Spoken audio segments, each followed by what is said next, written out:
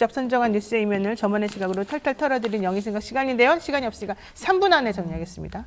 자, 미국이나 주요 선진국의 경우에는 다수의 국민들보다는 소수의 초엘리트주의 정치인들의 수준이 훨씬 높아서 나라의 미래를 걱정할 필요가 없다는 겁니다. 왜냐하면 리더들이 잘 끌어가니까. 하지만 반면 대한민국은 정치인들이 아무리 개판을 치고 나라를 거덜을 내도 오히려 국민들의 평균 수준이 너무 높기 때문에 크고 작은 부침은 있을지언정 결과론적으로는 나라가 망하지는 않고 오히려 그 잘못되던 사람들 나중에 벌 받는다는 얘기가 있어요. 지금 우리 그동안의 역사를 보면 알지 않겠습니까?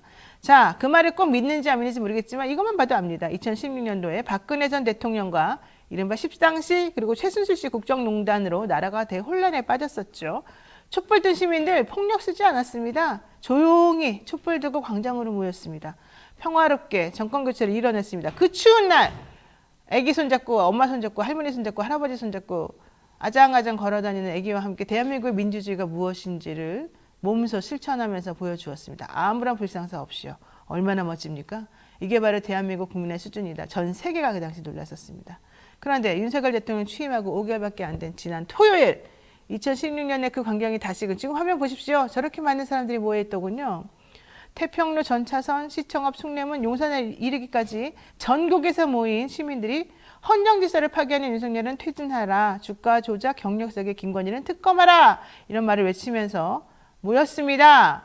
그런데 집회 참여자들이 태평로를 가득 메우고 서울시청 앞을 지나 숭례문까지 5개 차로를 인파로 가득 메워가지고 제가 그걸 보면서 최소한 10만 명은 모였겠다. 도대체 몇 명 모였나? 라고 봤어요. 봤더니만 주최 측 계산으로는 30만 명이라고 해서 그래 30만 명 정도 왔을 수 있겠네 라고 생각했거든요. 그랬더니 경찰은 당일 집회는 15,000명 왔습니다 이래요.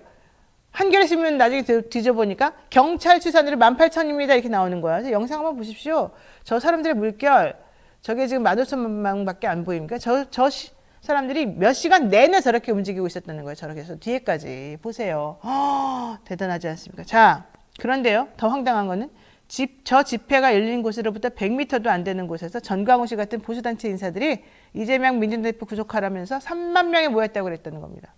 여러분 눈으로 확인하세요. 어떤 게 3만 명이고 어떤 게 15,000명이죠. 저게 15,000명으로 보이나요? 너무 싫은 게 저런 거예요. 인구수가 중요하고 집회 몇 명 모였냐가 매우 중요한 거예요. 왜요? 집회에 몇 명 모였는가 하는 것은 사람들이 중도에 있는 사람들의 마음을 움직이게끔 하기 때문이죠. 당장 이런 기사가 나오니까 말도 안 된다는 소리 막 기레기 욕한다 이런 색깔이 나오는데 스스로 욕먹으면 안 됩니다. 경찰 수사하면 안 됩니다. 저 댓글 좀 보십시오.